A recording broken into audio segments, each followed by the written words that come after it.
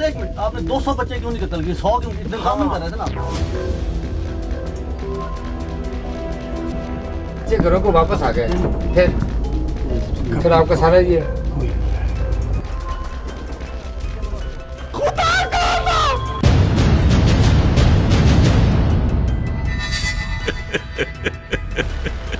जावेद इकबाल 100 बच्चों का कातिल।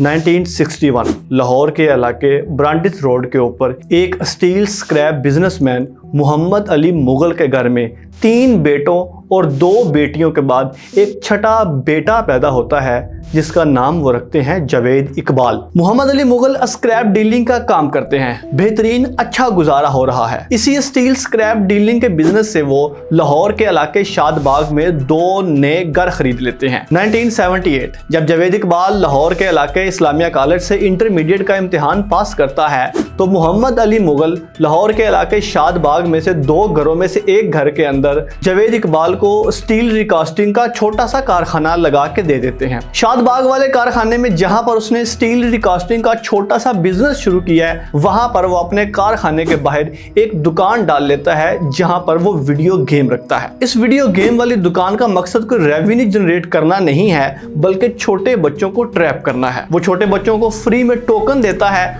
और बाद में उनके साथ ज्यादती करता है। उसका तरीका वारदात यह है कि वो एक 100 रुपए का नोट जमीन पर खुद फेंक देता है। जब कोई बच्चा 100 रुपए का नोट उठाकर जेब में डालता है तो वो शोर मचा देता है कि मेरे तो पैसे चोरी हो गए। और जब बच्चों की तलाशी लेता है तो जिस बच्चे के पास 100 रुपए का नोट निकलता है वो उसको पकड़ लेता है, पिछले कमरे में ले जाता है और उसके साथ ज्यादती करता है और बाद में वही 100 रुपए का नोट वो उसको बतौर इनाम दे देता है। ये 100 का जो डिजिट है ये बड़ा इंपॉर्टेंट है आज की स्टोरी में। आगे चलकर मैं बताऊंगा कि यही 100 रुपए किस तरह 100 बच्चों के कत्ल की वजह बनी। जावेद इकबाल बच्चों को ट्रैप करने के नए नए तरीके सोचता रहता है। वो अपनी वीडियो गेम वाली दुकान के साथ एक फिश एक्वेरियम भी रख देता है जहां पर छोटी छोटी मछलियां होती हैं और इन छोटी छोटी मछलियों के जरिए जावेद इकबाल छोटे बच्चों को ट्रैप करता है और अपने जाल में फंसाता है। वो अपनी दुकान के साथ एक फेयर प्राइस शॉप भी खोल देता है जहां पर वो बच्चों के खिलौने सस्ते दामों बेचता है ताकि ज्यादा से ज्यादा छोटे बच्चे उसके पास आए और वो अपना शिकार आसानी से ढूंढ सके। जाहिर बात है ये सारे वाकयात एक मोहल्ले के अंदर हो रहे हैं और अहले मोहल्ला की शिकायत दिन ब दिन बढ़ती जाती हैं। यहाँ तक कि साल आ जाता है 1990। साल 1990 में शादबाग का एक रिहायशी जावेद इकबाल के ऊपर एक FIR कटवाता है। वो सॉडोमी का इल्जाम लगाता है जावेद इकबाल के ऊपर कि इसने मेरे बच्चे के साथ ज्यादती की है। अहले मोहल्ला की पंचायत बैठती है, जावेद इकबाल को सामने लाया जाता है तो जावेद इकबाल अपने जुर्म का एतराफ कर लेता है। वो मानता है कि हाँ मुझसे गलती हुई है। अहले मोहल्ला कहते हैं ठीक है फिर तुम्हारी गलती की ये सजा है कि तुम एक मुआफीनामा लिखो। अहले मोहल्ला एक 100 रुपए के स्टाम्प पेपर के ऊपर जावेद इकबाल से मुआफीनामा लिखवाते हैं और उसके बाद वो कहते हैं कि अब तुम शादबाग की मार्केट में जाओ और ये मुआफीनामा 100 दुकानों के ऊपर जाकर तकसीम करो। जावेद इकबाल मुआफीनामा साइन करता है। 100 दुकानों के ऊपर जाकर वो मुआफीनामा बांटता है और उसके बाद उसको शादबाग के इलाके से निकाल दिया जाता है। 100 रुपए का नोट, एक 100 रुपए का स्टाम्प पेपर और 100 दुकानों पर मुआफीनामा, ये चीजें जावेद इकबाल की शख्सियत पर गहरा असर मुरतब करती हैं। शादबाग के इलाके से अपना कारखाना छोड़कर जावेद इकबाल ब्रांडिस रोड अपने वालिद मोहतरम के पास आ जाता है। साल आता है 1993 जब जावेद इकबाल के वालिद की डेथ होती है। वालिद की वफात के बाद जायदाद का बंटवारा होता है तो जावेद इकबाल के हिस्से में ब्रांडिस रोड राम गली नंबर 3 की 2 दुकानें और 2 बेसमेंट हिस्से में आते हैं। वो इन दोनों को सेल करता है तो उसको 3.5 मिलियन की रकम हासिल होती है। जावेद इकबाल इस रकम के जरिए शादबाग का इलाका छोड़ता है और लाहौर के इलाके शाहदरा में राना टाउन के अंदर वो एक बेहतरीन घर खरीदता है, अपनी एक गाड़ी खरीदता है और उस कारखाने के बाहर वो फिर अपनी वीडियो गेम वाला ट्रैपिंग बिजनेस शुरू कर देता है। राना टाउन में रहते हुए वो अच्छा खासा खुशहाल है, पैसा उसके पास काफ़ी ज़्यादा है, अच्छा घर है, अच्छी गाड़ी है और उसकी हवस भी पूरी हो रही है।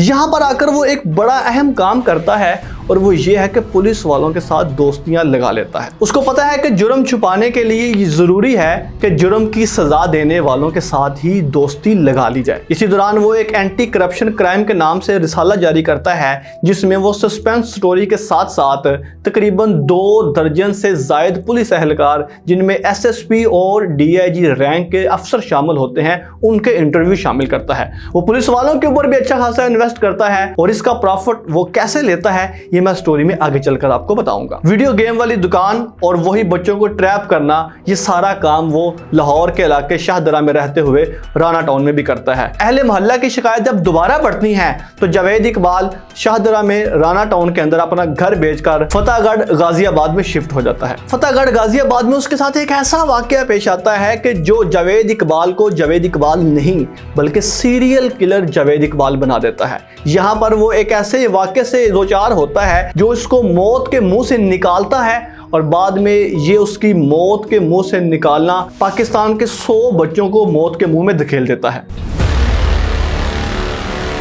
साल 1998 लाहौर के इलाके फतेहगढ़ गाजियाबाद के अंदर जावेद इकबाल का बिजनेस खूब चल रहा है। वो उसी तरीके से बच्चों को ट्रैप करता है, उनके साथ ज्यादती करता है और बाद में बच्चों का मुंह बंद करने के लिए वो उनको पैसे भी दे देता है। तो यहाँ पर उसका सबसे खास बच्चा 7 साल का अरबाब होता है। 17 सितंबर 1998 जावेद इकबाल अपने घर से एक नए शिकार की तलाश में निकलता है। लाहौर के इलाके मीनार पाकिस्तान पर जब वो पहुंचता है तो वहां पर उसको एक 9 उम्र बच्चा जो कि मालिश करने के लिए मौजूद होता है वो नजर आता है। जावेद इकबाल उसको मालिश करने के बहाने अपने साथ ले आता है, लेकिन उसको ये नहीं पता कि ये छोटा सा मासूम नजर आने वाला बच्चा जो कि एक मालशिया है इसको मौत के मुंह में भी धकेल सकता है। जावेद इकबाल उसको घर लेकर आता है, खिलाता पिलाता है, उससे मालिश करवाता है और बाद में उसके साथ ज्यादती करता है। जावेद इकबाल तो उसके बाद सो जाता है लेकिन वो बच्चा नहीं सोता। जब उसको पता चलता है कि जावेद इकबाल सो गया है तो वो अलमारी खोलता है, उसके अंदर से उसको एक बंदूक मिलती है और वो बंदूक के बट जावेद इकबाल के सर पर मारना शुरू कर देता है और पूरे जोर के साथ मारता है और मार मार के उसको मार ही देता है और वहां से भाग जाता है। लेकिन जावेद इकबाल मरा नहीं था।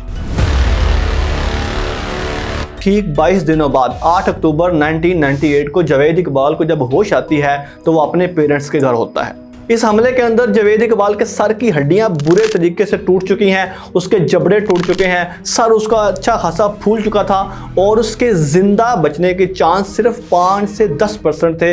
लेकिन फिर भी जावेद इकबाल जिंदा बच जाता है। जब जावेद इकबाल को होश आता है तो उसको पता चलता है कि उसका घर, मकान, प्लाट और बिजनेस सब कुछ बिक चुका है।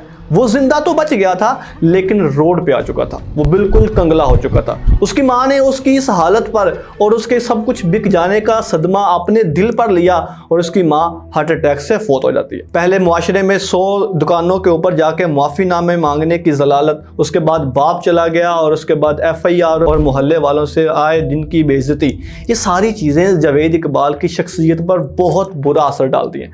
नफ्सियाती तौर पर वो साइकोपाथ बन जाता है कि जो ये चाहता है कि अब अपने ऊपर होने वाले जुल्म सितम का बदला मैं सबसे लूंगा। 20 फरवरी 1999 को जावेद इकबाल लाहौर के इलाके लारी अड्डा के साथ ओल्ड रावी के किनारे 16B रावी रोड पर एक प्रॉपर्टी डीलर सैयद मुनीर हुसैन शाह से एक 3 मरले का घर किराए पे लेता है। इस घर के अंदर 3 छोटे छोटे कमरे हैं, एक छोटा सा सहन है। 2000 महाना किराए के ऊपर जावेद इकबाल ये घर 1 साल के लिए किराए पे ले लेता है। वो सबसे पहले नदीम उर्फ दीमी नाम के एक छोटे से बच्चे को हायर करता है और उसको पापड़ बेचने का लालच देकर अपने साथ मिला लेता है। नदीम को वो लारी अड्डे, दाता दरबार और इस तरह की मारूफ जगहों पर बेचता है और कहता है कि तुम नहीं देखना है कि तुम्हारी उम्र के जो बच्चे हैं उनको तुमने लेकर मेरे पास आना है, मैं उनको घर भी दूंगा, मैं उनको खाना भी दूंगा और अच्छे कपड़े भी दूंगा।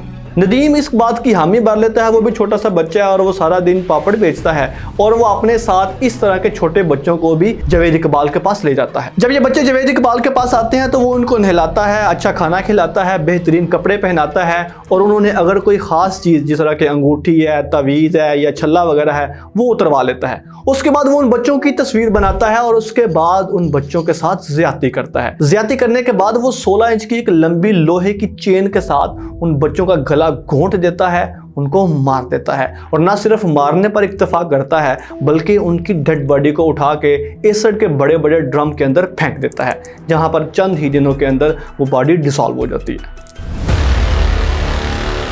20 जून 1999 को लाहौर के इस इलाके 16B रावी रोड के ऊपर बच्चों के कत्ल का आगाज होता है और सिर्फ 165 दिनों बाद यानी 13 नवंबर 1999 को 100 बच्चों का कत्ल कर दिया जाता है। 2 दिसंबर 1999 जंग अखबार के क्राइम रिपोर्टर जमील चिश्ती अपने दफ्तर में बैठे हैं और उनको एक पार्सल मिलता है। उस खत के अंदर ये लिखा होता है कि मैं जावेद इकबाल हूं और मैंने 100 बच्चों का कत्ल किया है। वो काफी एक वजनी लिफाफा होता है जिसके अंदर बच्चों की तस्वीर भी मौजूद होती हैं और उसमें ये मेंशन किया जाता है कि 16B रावी रोड के इलाके के अंदर जो घर है उसके अंदर तमाम सबूत भी मौजूद है। जमील चिश्ती क्राइम रिपोर्टर है, जब उनको ये खबर मिलती है तो वो फौरन तफ्तीश का आगाज कर देते हैं। वो उस इलाके में पहुंचते हैं, प्रॉपर्टी डीलर सैयद मुनीर हुसैन शाह से मिलते हैं और उसके बाद वो उस घर में पहुंचते हैं। जब उस घर में पहुंचते हैं तो वहां पर जो होता है वो क्राइम रिपोर्टर जमील चिश्ती देखकर हैरान रह जाते हैं। उस घर के अंदर एक बोरी मिलती है जिसके ऊपर 100 बच्चों के जूते मेंशन है।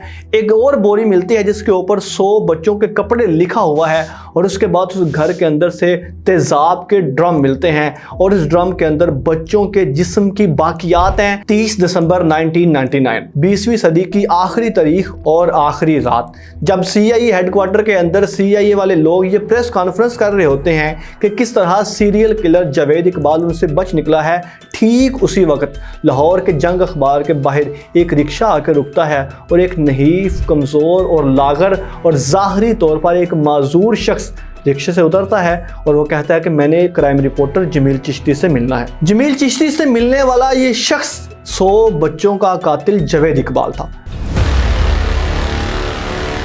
जावेद इकबाल वहाँ पर एतराफ़ करता है कि मैं जावेद इकबाल हूँ जिसने 100 बच्चों को कत्ल किया है और मैंने ही वो ख़त आपको लिखा था। और 1 जनवरी सन 2000 नई सदी का पहला दिन होता है और पूरे पाकिस्तान के मेन अखबार के ऊपर हेडलाइन होती है 100 बच्चों का कातिल गिरफ्तार। ये बात सिर्फ पाकिस्तान तक ही महदूद नहीं रहती बल्कि इंटरनेशनल मीडिया भी इसको भरपूर कवरेज देता है और सिर्फ एक एतराफ़ी बयान से जावेद इकबाल सदी का सबसे बड़ा सीरियल किलर बन जाता है। पूरे मुल्क में एहतजाज शुरू हो जाता है। बच्चों के पेरेंट्स जिनको पता चलता है वह लाहौर के इलाके थाना रावी रोड में पहुंचते हैं और अपने बच्चों की डेड बॉडी और मैयतों की बजाय उनके जूते, कपड़े और तावीज़ पहचान के घर ले जाते हैं। जावेद इकबाल की गिरफ्तारी के बाद DSP मसूद अजीज खां इस केस की बाकायदा तफ्तीश करते हैं। 8 फरवरी सन 2000 को तफ्तीश मुकम्मल करके जो चलान है वो मुकामी अदालत में एडिशनल एंड सेशनल जज अल्लाह बख्श रंजा की अदालत में पेश किया जाता है। 9 फेब सन 2000 को मुलजिमान को अदालत में पेश किया जाता है।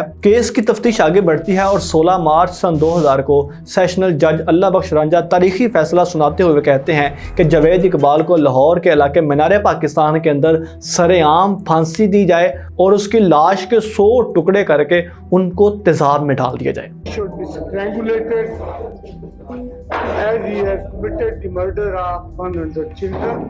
And the court has recommended that execution should take place in the presence of legal heirs of the deceased as provided under section 302 APPC. After that, his dead body should be cut into 100 pieces and the same should be put in a drum containing the acid which has been। Javed Iqbal ये कहता है कि मेरे लिए 500 बच्चों को भी कत्ल करना मुश्किल नहीं था, मेरा टारगेट 100 का था और ये 100 का डिजिट वो 100 रुपये के नोट, एक 100 रुपये के स्टाम्प पेपर और फिर 100 दुकानों पर जाकर माफ़ी नामा मांगने की जलालत का नतीजा 100 माओं को रुलाने की सूरत में निकला। जावेद इकबाल ने कहा कि मेरी माँ रोई है और मैं इसी तरह 100 माओं को रुलाऊंगा। इस केस का फैसला आने के बाद जावेद इकबाल को लाहौर के कोट लखपत जेल में शिफ्ट कर दिया जाता है और फिर 8 अक्टूबर सन 2000 को यह खबर आती है कि जावेद इकबाल जेल में मुर्दा हालत में पाए गए। पुलिस के बयान के मुताबिक खुदकुशी कर ली और यहाँ तक कि उसके बाद उसके घर वाले भी उसकी मैयत को लेने नहीं आए। ये थी सीरियल किलर जावेद इकबाल की स्टोरी। मिलते हैं इंशाल्लाह आपसे किसी नई वीडियो में। अभी तक के लिए इतना ही है। अल्लाह हाफिज़ व नासिर।